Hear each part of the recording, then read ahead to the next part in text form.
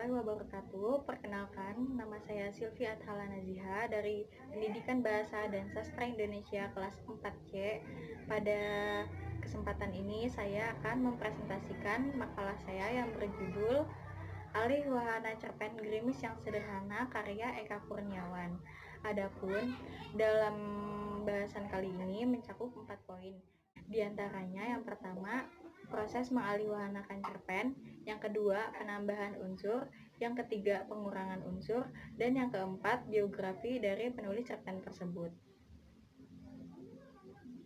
Pada pembahasan yang pertama, yaitu proses mengalihwahanakan cerpen, saya menemukan beberapa langkah-langkah yang harus saya alami terlebih dahulu. Yang pertama, saya harus menentukan cerpen apa yang akan saya gunakan. Kemudian yang kedua, saya harus membaca secara keseluruhan isi dari cerpen tersebut. Kemudian yang ketiga, saya harus menentukan ide dan gagasan apa yang terdapat dalam cerpen tersebut. Hal ini berguna agar saya dapat mudah mengembangkan cerita yang ada. Kemudian yang keempat, saya harus memahami karakter dari setiap peran yang ada dalam cerpen tersebut, karena hal ini bisa memudahkan saya dalam membuat naskah dialog antar pemain.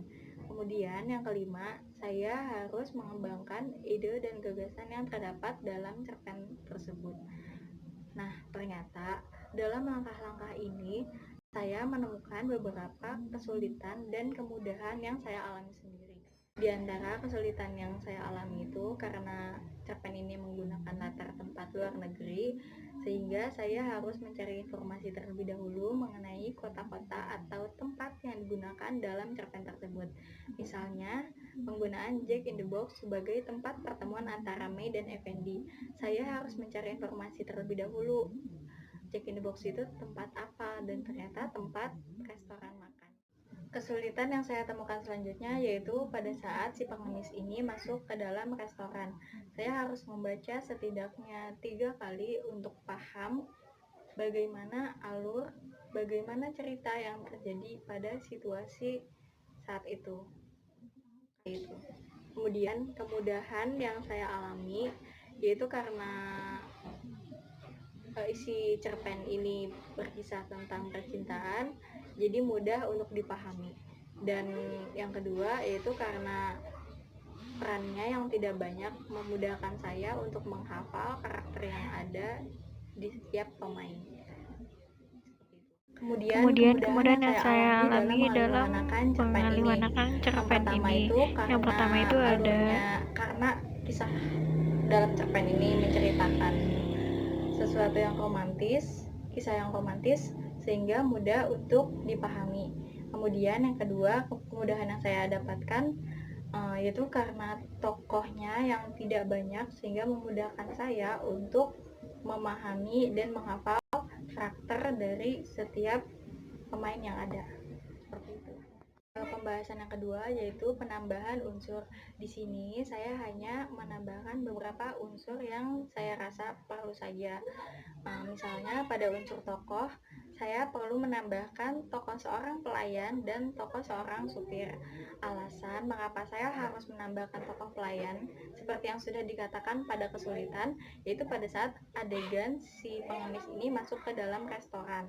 Di situ alurnya, ceritanya sulit untuk dipahami, sehingga menurut saya penggunaan tokoh tambahan pelayan ini bisa mempermudah pembaca dalam memahami naskah yang ada nantinya. Kemudian penambahan tokoh sopir di sini,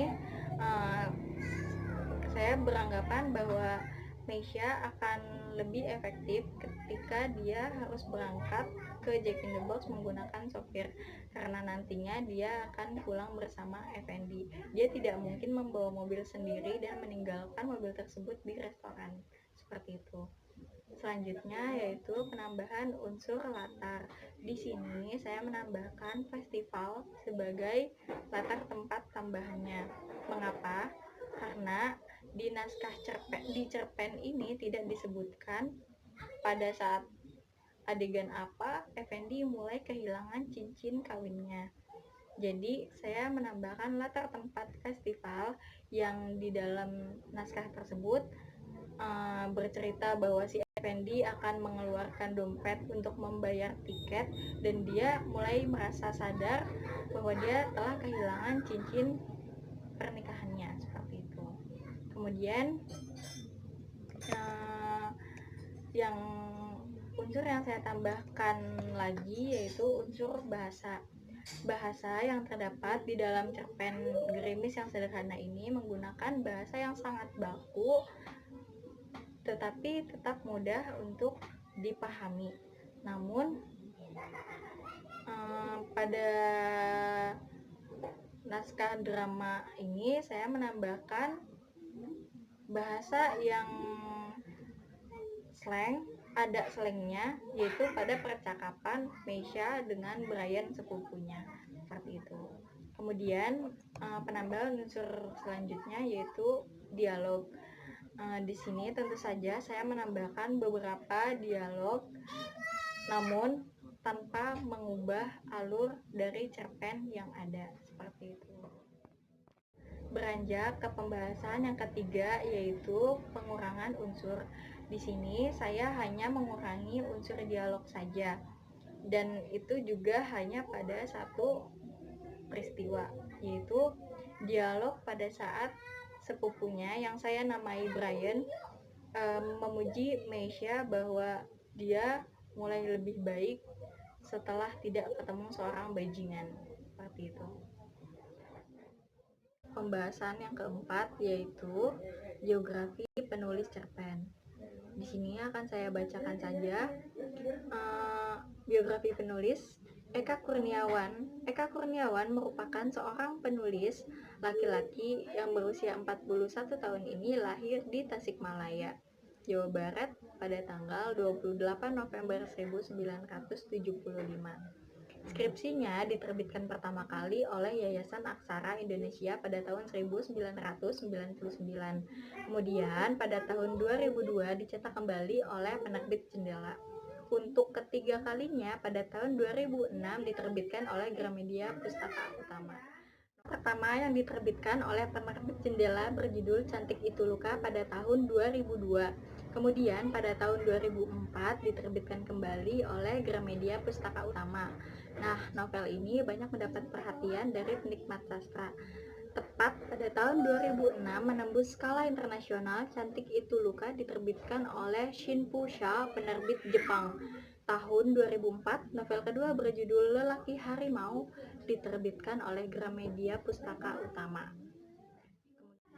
Eka Kurniawan ini bertempat tinggal di Jakarta bersama istrinya yang bernama Ratih Kumala dan putrinya yang bernama Kindung Kinanti Kurniawan.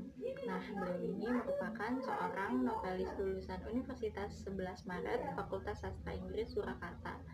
Tidak hanya sebagai penulis, namun Ratih juga menjadi penulis skenario serta bekerja sebagai editor naskah drama di sebuah televisi swasta. Demikianlah pemaparan yang bisa saya sampaikan.